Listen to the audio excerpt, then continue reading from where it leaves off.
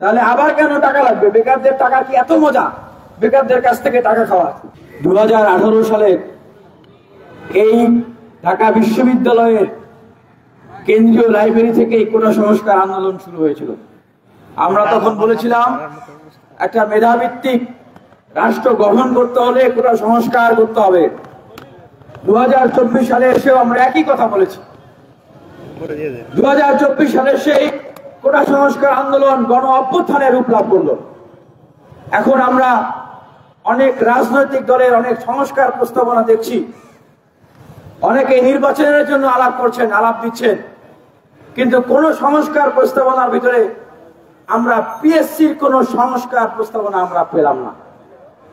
কোন রাজনৈতিক দলকে, কোন গ্রুপকে, গোষ্ঠীকে আমরা দেখলাম না বেকারদের এই যে চাকরির সমস্যা, চাকরির নিয়োগের যে অস্বচ্ছতা, যে জটিলতা, এগুলোকে নিয়ে তারা কোন ধরনের কর্মসূচি দিচ্ছেন, এগুলোকে নিয়ে তারা কোনোভাবে গুরুত্ব দিচ্ছেন।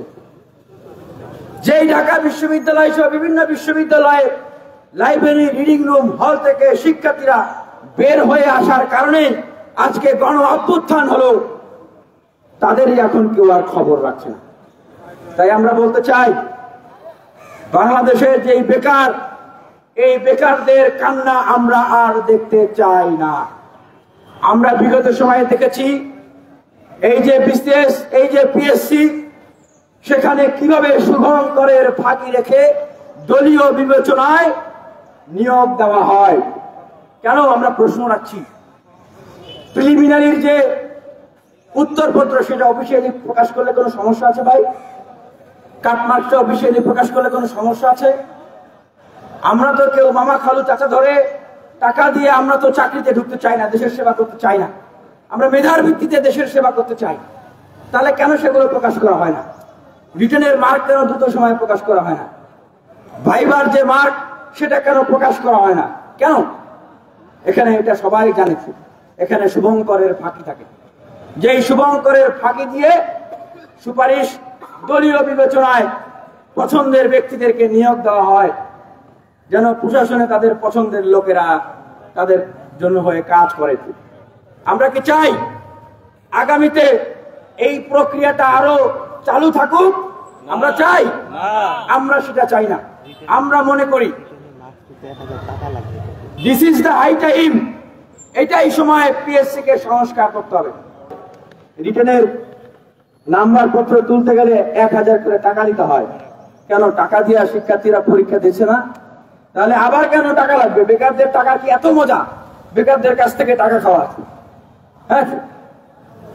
আর এই যে আগে যারা বিসিএস পরীক্ষা দিতেন এত কষ্ট করে, এত পড়াশোনা করে, তারা কোনো না কোনো একটা চাকরি নিয়ে অন্তত নিজের বাড়িতে ফিরতে পারতেন, নিজের বাবা মা পরিবারের কাছে গিয়ে অন্তত বলতে পারতেন যে তোমরা এই মুরগি বেচে, ডিম বেচে, মাছ বিক্রি করে, তোমরা ধান চাল বিক্রি করে, কাজ করে আমাদেরকে যে টাকা পাঠিয়েছো, অন্তত ন্যূনতম একটা চাকরি নিয়ে তোমাদের কাছে এসেছে।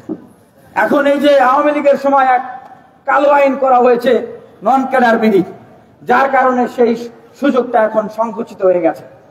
আমরা বিসিএস প্রার্থী ভাইদের পক্ষ থেকে বলতে চাই, বেকার ভাইদের পক্ষ থেকে বলতে চাই, এই বিধিটাকে বাতিল করতে হবে।